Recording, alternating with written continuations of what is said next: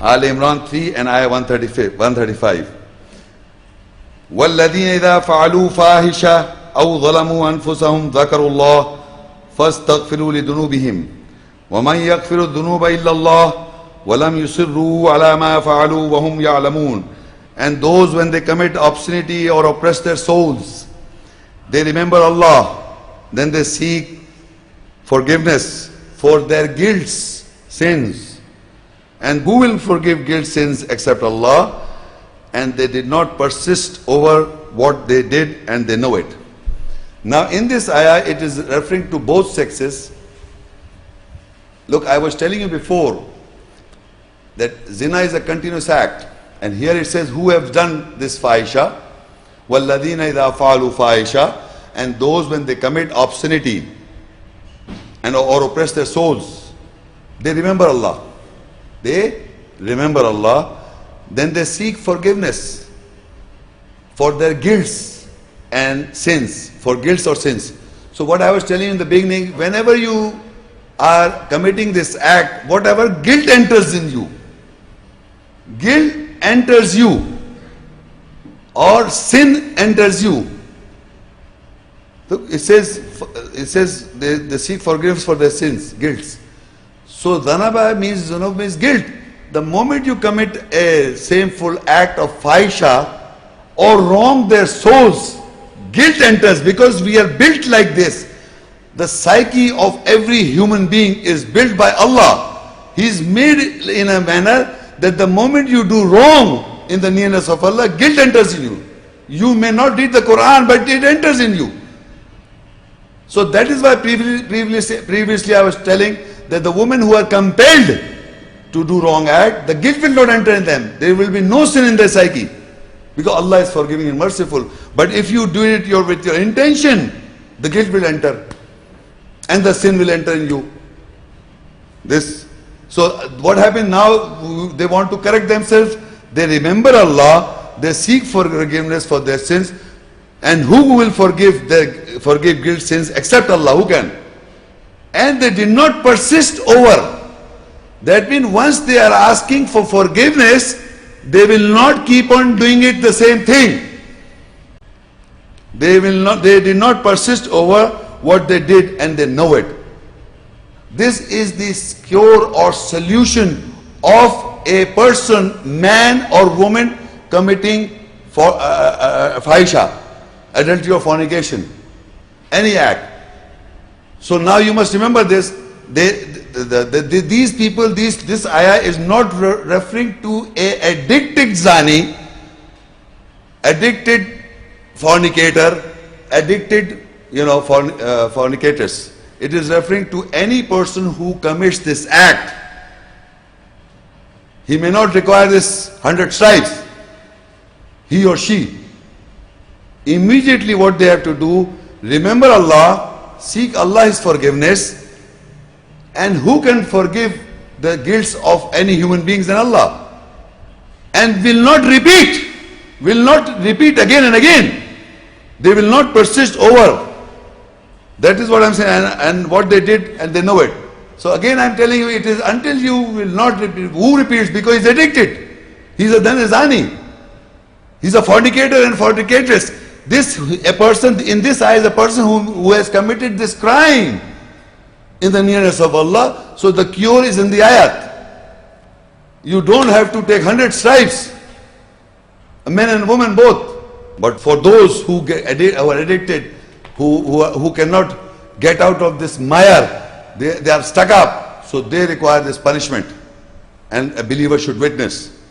And how to do it further, it says in one of the ayahs, in Surah Ankabut 29, ayah 45, Utlu ma uhiya ilayka min al-kitab wa aqim as-salah inna as-salata tanha 'anil fahsha'i wal munkar wa la dhikrullahi akbar wallahu ya'lamu ma tasna'un.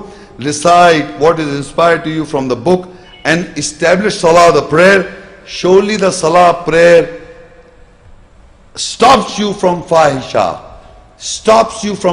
obscenity, and from disguising, and definitely the remembrance of Allah is greater, and Allah knows what you manufacture. In this ayah, Allah is also telling the same thing, that what is salah prayer? You see, and I have noticed, you see there are types of salah prayers in the Quran. I will not go into detail.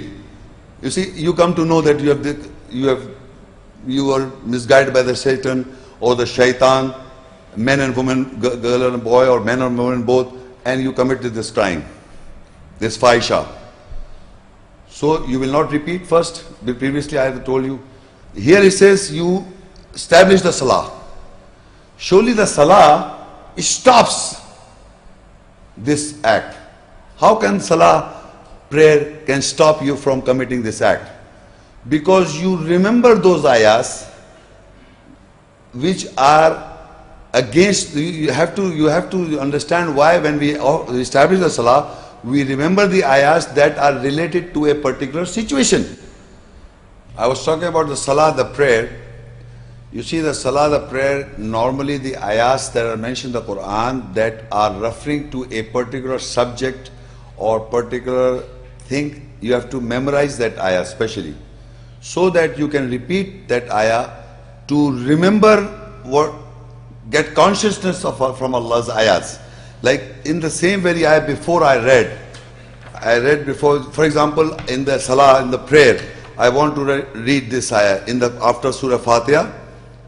I read this, وَالَّذِينَ إِذَا فَعَلُوا فَاحِشَةً أَوْ ظَلَمُوا أَنفُسَهُمْ ذَكَرُوا اللَّهَ فَاسْتَغْفِرُوا لِذُنُوبِهِمْ وَمَنْ يَغْفِرُ الذُّنُوبَ إِلَّا اللَّهُ وَلَمْ يُصِرُّوا عَلَى مَا فَعَلُوا وَهُمْ يَعْلَمُونَ. Now, I am reading this, and those when they commit obscenity, and I have committed obscenity, or oppress their souls, so I have oppressed my soul, they remember Allah, I am in the salah and remembering Allah, and they seek forgiveness. In my mind I am seeking forgiveness for the guilts that I have committed this act.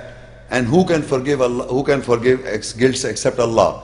So I got that Allah can only forgive. And they did not persist. I am not repeating again what they did, and they know it. So this is how you memorize the ayat which is governing you. The situation is yours, is that you have committed this act. So you, after the salah in Surah Fatiha, you remember this ayah, and then you read this ayah so that it continuously governs your situation, so that you may not fall again. Because the ayah says this. So this is how Allah says, Utlu ma, recite what is inspired to you from the book, and establish salah prayer. Surely salah prayer stops you from obscenity and fahisha. So how can you be stopped? Until unless you know the ayah from the Quranic ayahs. Because only guilt can go away. Allah forgives, and Allah doesn't forgive until unless you recite in the ayahs and you make sure you don't repeat it. You do not repeat that situation and you start reciting the ayahs. So He will forgive you. And this guys, and definitely the remembrance of Allah is greater. So what I'm in this two ayahs, I'm trying to explain to you that if you have committed this act, fahisha, men and women both, anyone, so now he must not persist over in committing continuously, otherwise he will be addicted and will be a zani. Then the 100 stripes is there. But if it's committed by mistake, so he remember this ayah and then recite in the salah prayer and keep this 5 times a day prayers rolling, and keep controlling your psyche so that you come out of that maya, that your guilt will go away. And this is how Allah forgives. And Allah forgives, remember this. Allah says, who can forgive sins or guilts except Allah? So when Allah forgives, the guilt will go away. If you want to know that Allah has forgiven you, you will not commit that act again, and there will be no guilt in you. But if you are committing that act again and again, Allah is not forgiving you. That's the nature of the forgiveness. Further I say the same thing. Surah Nisa 4. Nisa 4 and 17. Innama tawbatu ala Allah lilladhina ya'maluna su'a bijahala thumma yatubuna min qareeb faulaika yatubu Allahu alayhim wa kana Allahu aliman hakima. Surely to accept repentance is over Allah for those who do badness, ill, with ignorance, then they repent from nearness. So they are those over whom Allah accept repentance, and Allah is knower wise. I will read further also. Surah Nisa 4:18. وَلَيْسَتِ التَّوْبَةُ لِلَّذِينَ يَعْمَلُونَ السَّيِّئَاتِ حَتَّى إِذَا حَضَرَ أَحَدَهُمُ الْمَوْتُ قَالَ إِنِّي تُبْتُ الْآنَ وَلَا الَّذِينَ يَمُوتُونَ وَهُمْ كُفَّارٌ أُولَئِكَ أَعْتَدْنَا لَهُمْ عَذَابًا أَلِيمًا. And there is no acceptance of repentance for those who do badness ills until when death is present to any one of them. He says, surely now I repent. It is not for Allah to accept the repentance. Those who die and they were rejectors, they are those for whom we have prepared the painful punishment. So itself, the ayat is self-explanatory, that if I have committed a crime of fahisha or obscenity, I repent soon, soon. And then I do not repeat. If I do repeat, the ayat is self-explanatory. If you keep on repeating, Allah does not accept the repentance, and until the death comes to you, near the death is present, now you say, Allah forgive me for my wrongdoings. You understand? So they say, in the end you can say, La ilaha illallah Muhammad Rasulullah, at the end of death Allah will forgive. Allah is not forgiving like that. Believe me. He expects you to correct in your lifetime. What is forgiveness in the end, at the end of the day? All your life you keep on doing anything what wrong, you fahisha and everything, you keep on doing it, and finally your death comes to you, and now you say, now Allah forgive me, now I know the truth, now I know what is wrong. So Allah said He will not forgive. Believe me. So I am telling you, this is a clue, that you want to know the guilt goes away, the sin goes away, and you do not repeat, Allah has forgiven you.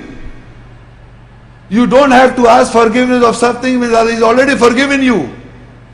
You can know this very easily. If any fahisha act or any act you have committed wrong, you ask Allah and you establish the salah prayer, recite the ayah of that particular situation, and do not repeat. There will be a time that thing will go away from you, and that power of the clutches of the shaitan will go away, and you will feel relaxed. The thought and the thing will not come in your mind to do it again. If it is coming again and again, that means Allah is not forgiving you. And your salah is not stopping you from fahisha or obscenity.